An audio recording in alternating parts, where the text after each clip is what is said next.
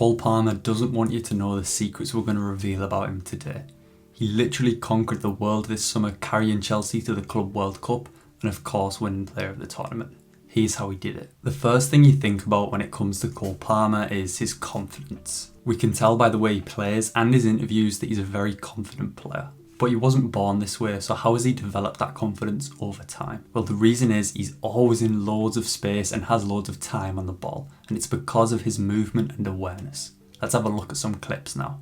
Just take a look at Palmer's movement and awareness in this clip. First of all, he identifies this massive gap in the middle of the pitch where he can receive the ball, so moves into that space.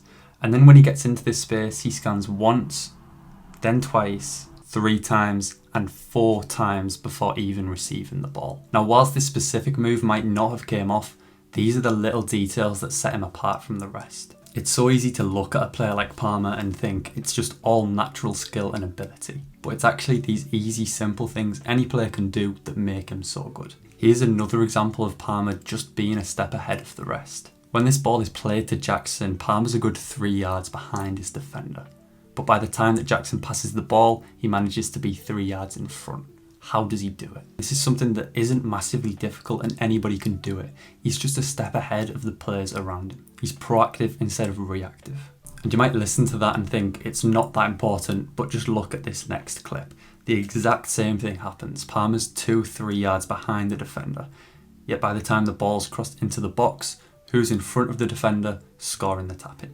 And this is why these things make such a massive difference. This is without doubt the most underrated part of Palmer's game. His intelligence, his awareness, and he's always anticipating the next move. So when you're next in a match, set yourself that reminder. Always be anticipating and looking for things before they even happen. The next thing that makes Palmer unstoppable is how simple he actually keeps it.